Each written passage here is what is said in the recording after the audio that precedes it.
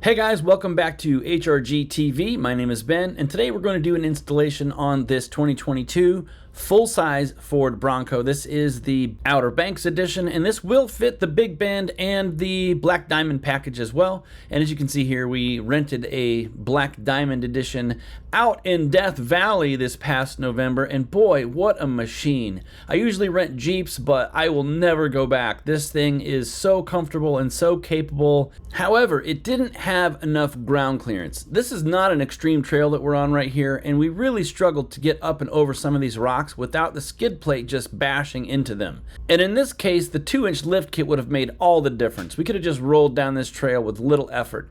So the lift kit, bigger tires kind of go hand in hand, and that would have definitely transformed our experience of getting the Bronco through some of these trails.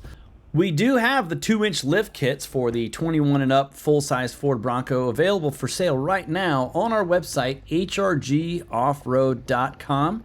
So go there and check it out right now. And with that said, guys, let's get to the video. All right, first things first, we're going to pull the upper ball joint out of the spindle. All we have to do is loosen this nut here, and then we're going to tap this part with a hammer so this slides out. And then we've got 2 bolts down at the bottom that will release the strut from the hub.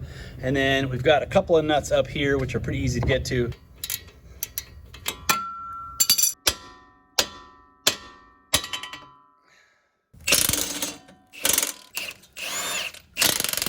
Once you have removed the upper control arm and let the spindle drop, remove the nut holding the sway bar end link to the lower control arm. That allows the lower control arm to drop down. Remove the strut from the top first. In other words, it's going to slide down and underneath this pocket and come out this way.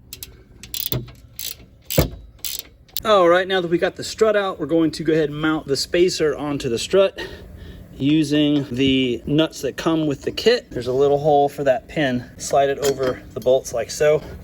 And then we're going to install the nuts here, and then these will install into the car there. All right, for the next step, you're going to have to flip the strut around so that it is 180 degrees from where it comes out. And to do that, basically all you have to do is move those 2 bottom bolts to a different angle. It's really easy to do. All you have to do is put it in a bench vise, and you see how they're angled just a little bit. We're just going to angle them the other way. So put them in a bench vise, and that bushing will actually turn inside the end of the strut. So you just pull on the top of the strut until those bolts are clocked a little bit the other direction. Another tip for making these easier to install is to remove those studs from the bottom of the strut. You just hit them with a hammer and they come out, no big deal. They will go right back in once you install the strut. So slide the strut back in top first. And once you get the bolts to slide through the top, you just use the nuts that come with the kit to secure the strut to that mount there. And if you look at the bottom, you'll see that the holes are going to line up just fine, but you got to drop those studs back through from the top and then just impact them to tighten them back up.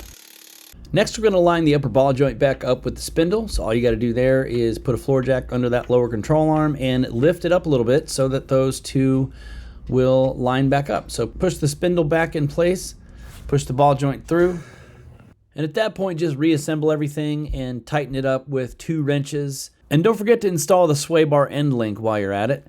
There you go, that's the finished product on the front. And now moving on to the back, and support the rear axle with the floor jack and remove the bolt holding the strut to the axle. Removing the top of the strut is a little bit more difficult. The bolts are somewhat hard to access, and on the driver's side, you have to pull off the whole fender liner to access those bolts. Basically, there's just a couple of screws and that 1 screw at the bottom. Now, once that's out of the way, just remove the 3 nuts that hold the strut to the frame.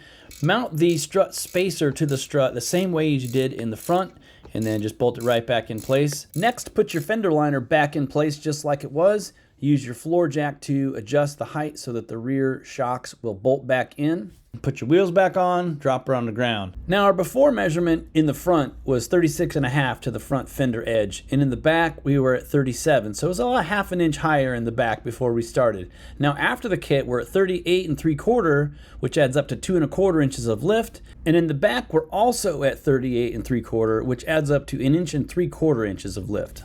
So there it is, a quick 4-minute video showing how to install the HRG 2-inch lift kit on a full-size Bronco. But this came out really nice. It sits level, and the customer is going to be putting some bigger tires on very soon. But for now, you can definitely see the difference before and after. And I'm very happy with the way this turned out. And I really appreciate you guys watching these videos and watching all the way to the end. And I'll see you in the next one.